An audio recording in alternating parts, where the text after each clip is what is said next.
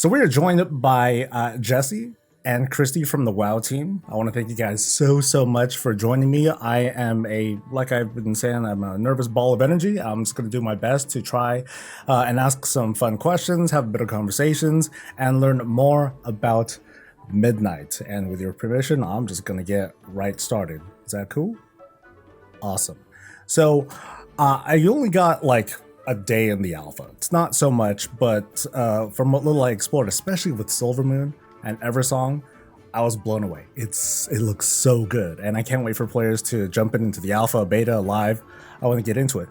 One thing that I noticed though was that it's so vertical compared to how it was before. We have these tall spires, we have staircases everywhere and everything. So I guess to kick things off, like what inspired like the really big changes in Silvermoon City itself? So there's a few things. I think one of the things that we really wanted to highlight for Silvermoon is the fact that like this is a true return to form for the Blood Elves. Like that city sat in a bit of a sorry state after some of the events that have happened to them over the years for quite a while. And so really the idea that they would build up this grand, gorgeous vision of what they truly want to represent themselves as was something that was kind of in the front of mind for us. The idea that it's very vertical is kind of the reality of us building always with skywriting in mind. We expect players are going to mount up and they're going to be searching for all these little nooks and crannies, not just on the ground, but above as well. And so you've got Sun Fury Spire floating up above, just towering. We've got the Dragon Hawks and their rookery kind of also nestled in the sky there. It made sense given how prevalent the arcane magic is within Blood Elf Society as well, that there's teleporters everywhere to get you to some of these higher locations. So we really wanted to play with that verticality because we know we have kind of the ability to let players fly off the bat and kind of explore things from the air. And so it really is something that's striking when you are exploring it from the air, which I find really fun. So I know I'm kind of broaching on the side of like, getting a bit too heavy in the lore, but I'm very curious. So now that we've seen stuff in the alpha, it's the original chunk of Silvermoon City that is the Horde exclusive area, where like the people who are there, they're the ones that are hostile to the Alliance. They're not as welcoming.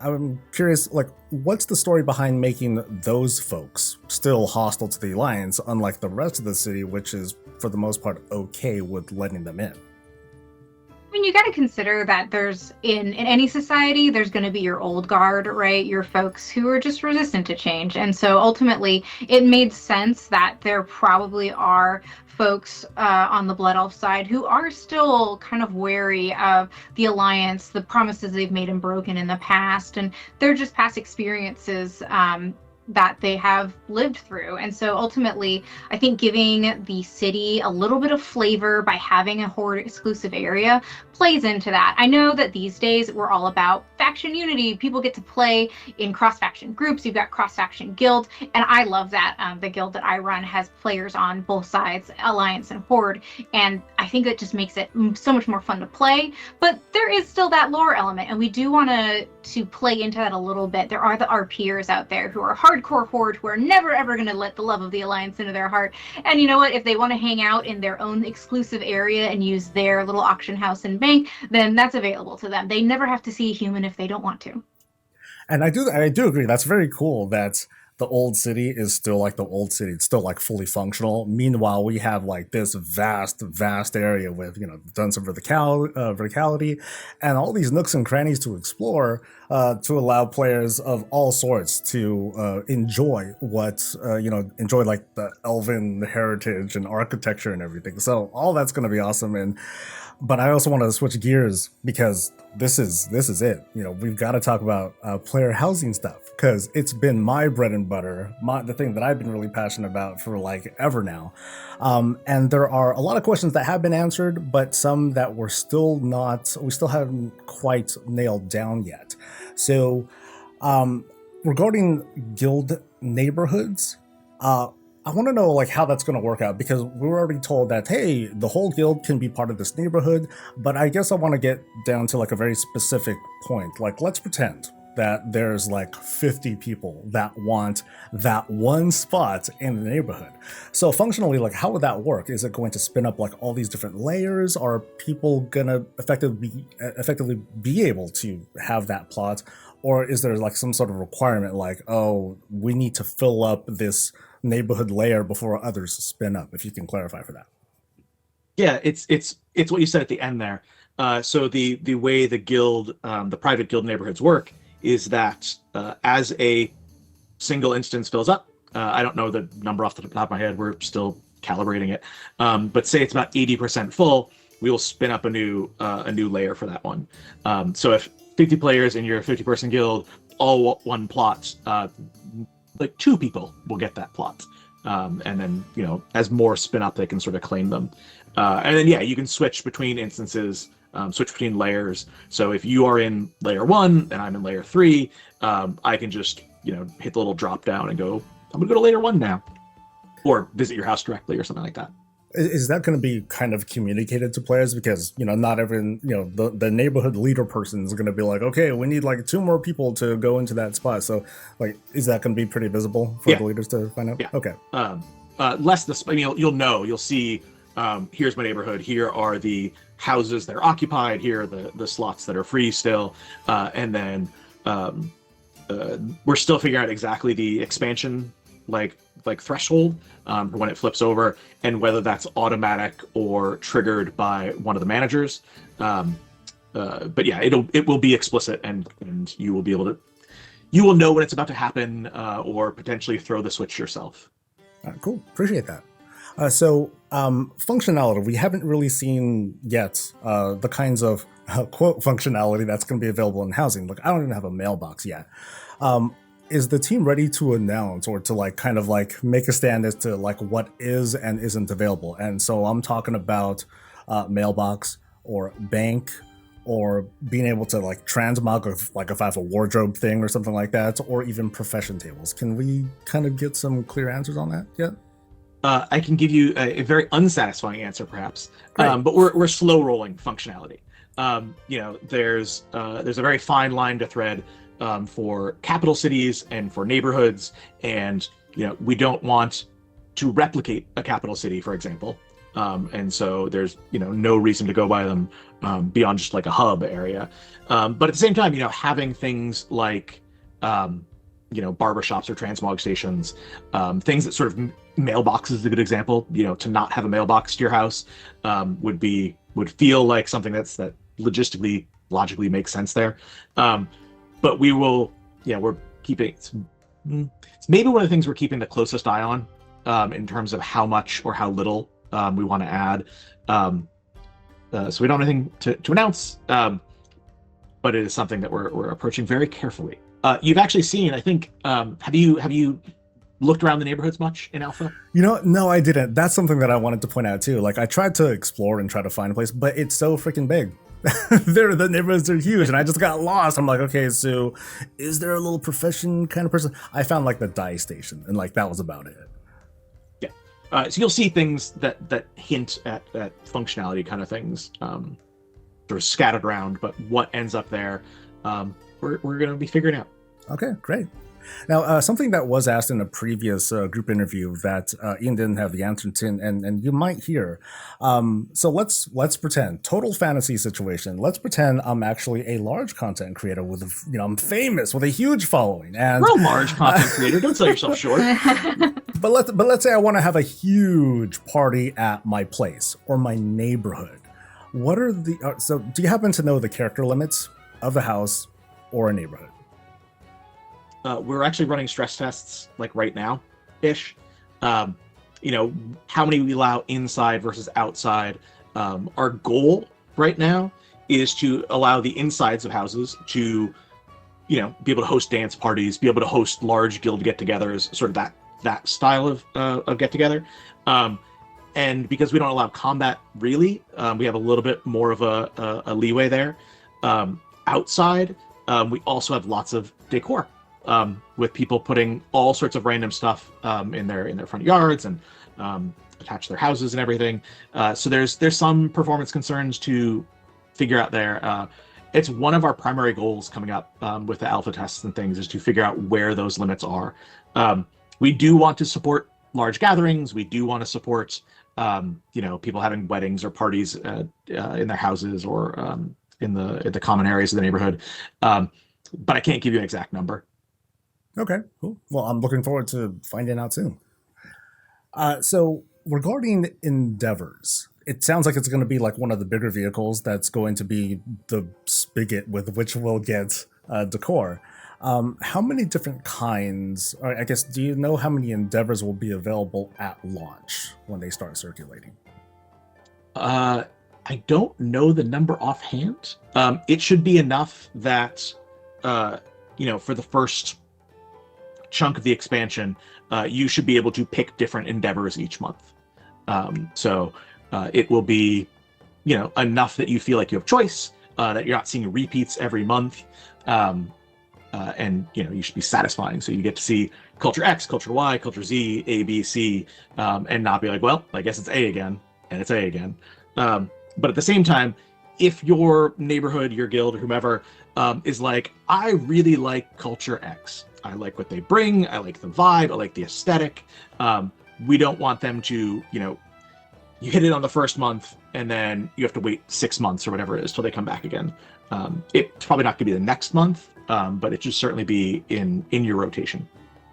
Yeah, I guess one of the concerns that I'd have is that, like, the way I've been talking about endeavors, I've been talking to them very similarly to the traveler's log, like the trading post. And I know that a lot of people have concerns about, I've done the trading post thing, but then when am I going to see those things come back? And people have that feeling of helplessness when they feel like, okay, I can't complete my collection, or there was one thing that I missed and now it's taking forever for it to come back. So, I think that's going to continue to be a point of concern for the people, especially who want to feel like they can 100% like a certain thing. I'm gonna take that from you and talk at one of the sort of big philosophy points we have. Take it. We do not want, if you come in, month 3 of midnight or month 6 of midnight, you should not feel, oh no, I have missed out on 6 months of exclusive time limited decor. If you need the perfect whatever chandelier that was available in some endeavor or some holiday or whatever sort of a limited time offering it may have been, that should come back. That should be available through other avenues. You shouldn't feel like, oh, I missed my one shot at this thing. We've been pretty explicit internally with our sort of philosophy of minimizing FOMO as much as we can. So to follow up on that, I recall you guys talking about how every now and then there's going to be story-focused endeavors that are going to override whatever's going on. So can we presume that if people happen to miss out on those particular endeavors, that somehow, some way, those rewards, that decor will be attainable through a thing? Yeah. Great. Yeah. You should never feel like, oh, I've missed my chance at this thing and it will never come around again. Cool. Very reassuring. I want to jump back to the world because that's important. So Eversong, once upon a time, was just a leveling zone. We were there for a bit, had a good time, bounce, and then maybe we never came back. Now it's going to be a big expansion kind of thing, and we're going to be visiting it over and over again for the entirety of the expansion and hopefully beyond that. So what sorts of things were added, with regards to, I guess, activities or locations, roleplay spots? What's breathing new life into Eversong and Silvermoon? Well, ultimately, I think combining Eversong and Ghostlands into one large zone just massively increases the amount of space that you can expect to be able to experience. And it allowed us to add things like delves, extra dungeons. We have a delve in the southern part of the zone that's near Windrunner's Spire. We've got, I think, 2 more delves in the northern part of the zone, one of them in Silvermoon itself and another one on the Isle of Keldanos. And so we're maximizing the space that we have, and we're using them for all sorts of different activities and stories. You can expect to find all the normal things that you would find in a zone, world quests and other repeatables. There's a fun faction feature for the Blood Elves that you'll get to experience in Fairbreeze Village. I think there's a lot of neat nooks and crannies in Silvermoon specifically. I particularly love Murder Row. It's just this fun, shady underbelly to the city where you go down there and you're checking out their wares and you're like, I don't know if you're supposed to be selling that, or is that a Draenei horn? Oh my goodness. Like, funny things like that. So I think there's a lot of cool role play things, especially in your interiors. I think the team does a great job of popping into an interior and really just infusing it with life. It's a tight, intimate space where we sometimes try to do things like leave houses empty with no NPCs in it, so that if you want to pop in as a role player and like live out your best blood elf life, or I've purchased an apartment in the city and I'm really excited to be here, that's something that you can play with as well, which I think is kind of fun, especially for folks who like telling stories or doing machinima and fun stuff like that. I think that one of my favorite parts of like Silvermoon and Eversong in general is kind of just the little stories that you stumble upon, the local stories, when you experience just like what's going on in the day-to-day lives of the blood elves who live here, and how are they dealing with the way that the culture has really like expanded recently. There's this really cool spot in, I think it was Golden Mist Village, where floating above, there's actually like an entire floating vineyard, and they've partnered with the Nightborn to actually, start creating arc wine together, which I thought was really neat. I love the idea of the elves coming together and embracing their cultures and what makes them unique and what they can share in together. So there's so many things. I really love the zone. Obviously, you're not supposed to pick a favorite, but I love all of the zones equally. But there are a lot of fun things throughout Silvermoon that I think players are really going to enjoy exploring and digging into. All right, cool. Going back to housing, one of the big questions that I would get shot if I didn't ask this, it's regarding this continued debate about how folks want to be able to have like their alliance-shaped house in the Horde neighborhood, the Horde-shaped house in the alliance neighborhood, and so on and so forth. But there was also talk about neutral housing, and I don't think we've gotten any much clarification as to what exactly that means. Could you help define that for us? Yeah. So you can think of neutral housing as something that is not, and this by definition, something that is not sort of aligned with either of the factions. So these are not real examples when I say these. These are examples of what could constitute neutral housing. But you can see like Tuskar. It's like, oh, I have a Tuskar house, or I have a like a sort of indiscriminate like a Valdrakken spire. I don't even know what the houses are called there. A dome thing, got it. A dome thing, yeah, exactly. It's stuff like that sort of has the ability to sort of welcome everybody in. I guess to follow up on that, there's neutral as in, hey, this is a race that is not aligned with Horde or Alliance necessarily. But I'm also wondering about like, what about more abstract things? Like, what if I just want a door and I click on this door that's standing upright and then boom, I go to my house? Or there's a teleport pad and I get onto the teleport pad and then boom, I'm zipped to the house, and at the other end is actually a teleport pad to kind of give that vibe that actually, folks, my house is in space. Is that at least a thought in the team's eye as to like possible things to do? Maybe not at launch or whatnot, but in the future. Yeah, I think one of the great joys and sadnesses of housing is that there are so many opportunities to do so many different things. Depending on who you ask on the team on any given day, like what's the thing you want to add most to housing? You will get a dozen different things. So stuff like here's my mystical portal, or actually the outhouse, which there's outhouse decor if you really are excited about that sort of thing. The outhouse is actually how I get into my house. Stuff like that is really interesting. I think letting players express themselves with, like you said, more abstract entrances really opens up freedoms in a really interesting way. If again, not a real example, but if we had just a door, you could construct what your house looked like through, here's a bunch of bushes and like some rocks, and I made like a little cave looking thing, and there's the door right there. As long as from a usability standpoint, you as a person who does not know this house, does not know this plot, can easily find how I get in. And we can solve that through any number of ways. But that's like a real concern, right? If you have, it's my rock that like the key is underneath or whatever. When your friends come to visit you, they should know how to be able to get into your house. That actually makes it sound even more compelling. The way you're saying, let's go to my place. Find it. There's a treasure inside my place. You just gotta get there. It's under that rock. Which rock? There's like 30 of them. It's that one over there. Good luck. Yeah, good luck with that. Just start mousing. Yeah. One other big ask that I don't know if you'll have an answer for this yet, whether this is going to make it for launch or not. Importing and exporting. We got word that it could be a thing. Can we get some clarification on where we're at with that, and if there is something, like how's that going to work?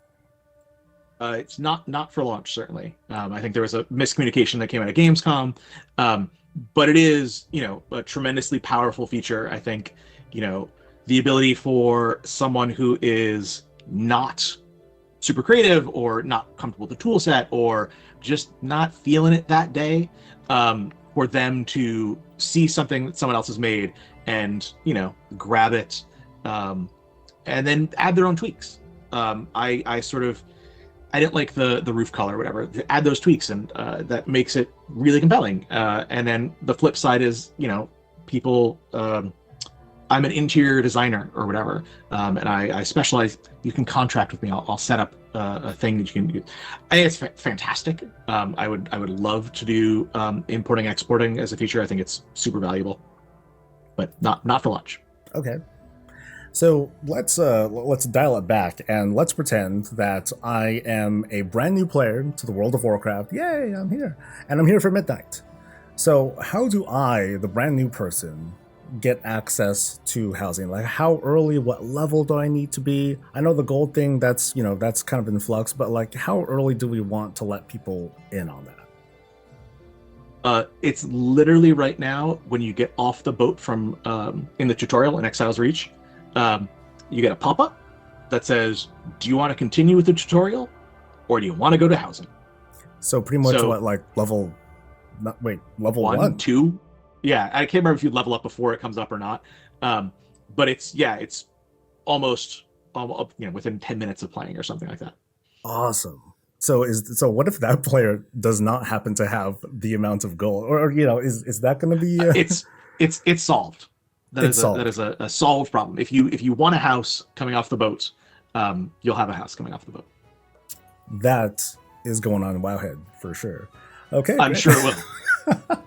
Awesome. So excited for all of our dungeons. We're doing a ton of really cool dungeons this time. I always really enjoy when the world building team gets to participate in dungeons. Obviously, there are dungeons that are done by the dungeon team. They're fully interior.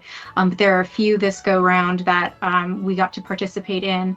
Den of Nalarak is a really cool one in Zul'Aman, where you're trying to curry favor with the Bearloa, and you go into kind of like the stream state. And it was really fun for us to play with, kind of break some of the rules of world building as we were designing that space. Really fun. I love collaborating with the dungeon team and the encounters team when we get to work on those things, and so it's nice to take a break from a zone every once in a while, pop into a dungeon. I look forward to seeing all the different things that pop up in the Mythic Plus rotation. It'll be really cool. Were you guys also playing a big part with like the neighborhood construction as well? We did, yeah. The world building team built all of both neighborhoods. It was a huge team effort, a lot of talented artists involved. We went through lots of iterations on how many plots do there need to be? Are we going to allow flying? Are you going to, how many roads need to connect all these different places? How many hermit houses do we want versus communal spaces? Where are the communal spaces going to go? And then actually decorating out all the different biomes. Trying to figure out like what is iconic for each of the cultures to say, hey, look, we're doing Orgrimmar as one of the main neighborhood themes, but that doesn't mean that the entire zone is going to be a desert, right? It has the oasis, it has an Ashara themed section, it has the desert bloom, which is one of my favorites. I think Founder's Point is also gorgeous. It's got, you know, some of the highlands that you could imagine your dwarven friends hanging out in. It's got the kind of creepier Duskwood style area with little moonwell and graveyard.